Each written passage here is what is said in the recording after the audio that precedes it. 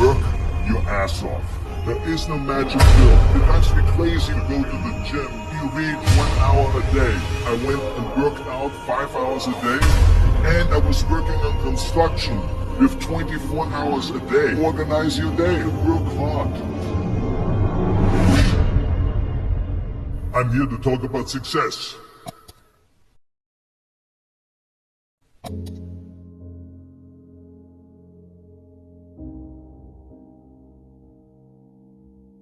I went to college. I went and worked out 5 hours a day, and I was working on construction. Because in those days in bodybuilding there was no money. I didn't have the money for food supplements or anything. So I had to go to work. So I worked in construction. I went to college. I worked out in the gym, and at night from 8 o'clock at night to 12 midnight, I went to acting class 4 times a week. So I did all of that. There was not one single minute that I wasted. And this is why I'm standing here today. At the age of 20, I went to London and I won the Mr. Universe contest as the youngest Mr. Universe ever. And it was because I had a goal. You see, if you don't have a vision of where you go, and if you don't have a goal where you go, you drift around and you never end up anywhere. 74% hate their job in America. The majority of people don't like what they're doing because they're really not doing it because they didn't have a goal and they followed this goal. They just aimlessly drift around, and then all of a sudden there's a job opening, so they get that job because you have to work.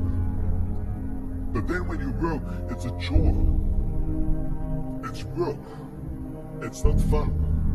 So if you think about, only a quarter of the people really enjoy what they're doing in life. So people always ask me, when they saw me in the gym in the pumping iron days, they said, why is it that you're working out so hard? 5 hours a day, 6 hours a day, and you have always a smile on your face. The others are working out just as hard as you do, and they look sour in the face. Why is that? And I told people all the time, I said, because to me, I'm shooting for a goal. In front of me is the Mr. Universe title. So every rep that I do gets me closer to accomplishing that goal, to make this goal, this vision, turn into reality. Every single set that I do, every repetition, every weight that I lift will get me a step closer to turn this goal into reality. So I couldn't wait to do another 500-pound squat. I couldn't wait to do another 500-pound bench press. I couldn't wait to do another 2,000 reps of sit-ups. I couldn't wait for the next exercise. So let me tell you something, visualizing your goal and going after it makes it fun. You got to have a purpose. No matter what you do in life, you got to have a purpose. Muhammad Ali worked his butt off, and I saw it firsthand. Now remember that there was a sports writer that was there in the gym, and he was working out, he was doing sit-ups. And they asked him, how many sit-ups do you do? And he said, I don't start counting until it hurts. Now think about that. He doesn't start counting his sit-ups until he feels pain. That's when he starts counting. That is working hard. And so you can't get around the hard work, it doesn't matter who it is. Work your ass off. There is no magic pill. There is no magic out there. You cannot get around, you have to work and work and work. Make sure of this and make sure of that and all this stuff. So it's work. And it drives me crazy when people say that they don't have enough time to go to the gym for 45 minutes a day and work out.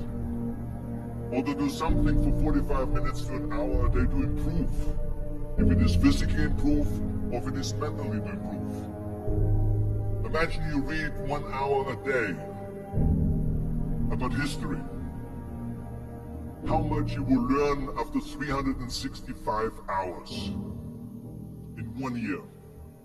Think about if you study about the history of musicians, of composers, how much you would know. Imagine if you would work on the business, on some business that you want to develop every day for an hour. Imagine how further along you will go and get. So it drives me nuts because when people say we don't have the time, we have 24 hours a day. We sleep 6 hours a day, so that gives you still 18 hours. And there's someone shaking their head out here in front to say probably, I don't sleep 6 hours, I sleep 8 hours, right? Or just sleep faster. So we have 18 hours a day. The average person works around 8 to 10 hours. So let's assume it's 10 hours, so we have 8 hours left. Then you travel around an hour a day, maybe 2 hours a day. So now you have still 6 hours left. So what do you do with these 6 hours? What do you do with these 6 hours? Then we eat a little bit, then we schmooze a little bit, talk a little bit to people and all that stuff. But you can see how much time there is available if you organize your day. So you got to work hard. I hate Plan B. And I tell you why. Because we have so many doubters, as I've said earlier, the no-sayers. We have so many of those people that say no and you can't do it, that's impossible.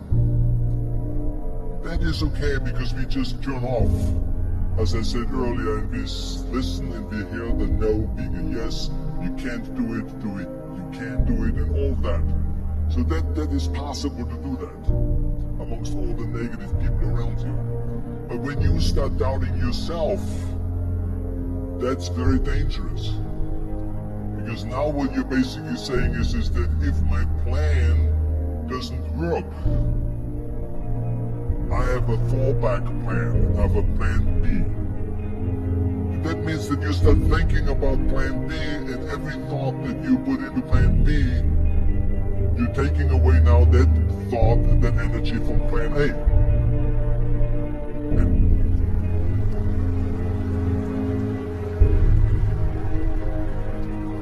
It is very important to understand that we function better if there is no safety net, because plan B becomes a safety net. It says that if I fail, then I fall and I get picked up and I have something else there that will protect me. And that's not good, because people perform better when there's no safety net.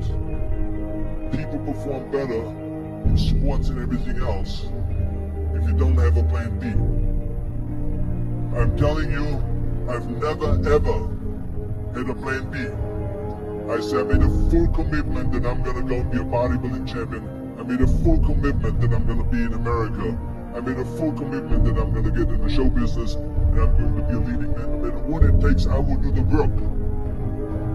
I will do the work over and over and over until I get it. And the same was in politics and everything like that. So to me, it is very dangerous to have a plan B because you're cutting yourself off from the chance of really succeeding. And the reason, one of the main reasons why people want to have a plan B is because they are worried about failing. What is if I fail, then I don't have anything else? Well, let me tell you something, don't be afraid of failing, because there's nothing wrong with failing. You have to fail in order to climb that ladder. There's no one that doesn't fail. Michael Jordan said in one of his interviews, when they said, "You are unbelievable, you're the greatest basketball player of all times." I mean, tell me about that. And he says, well, you're just mentioning the successes. But he says, for me to become the greatest basketball player, I missed 9,000 shots when I was playing basketball in the NBA games.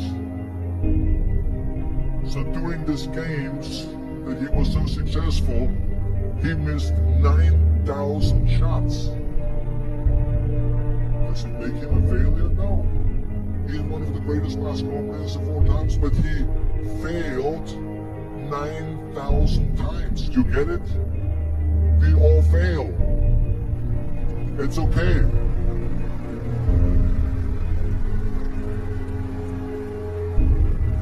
What is not okay is that when you fail, you stay down. Whoever stays down is a loser. And winners will fail and get up, fail and get up, fail and get up. You always get up. That is a winner. That is a winner.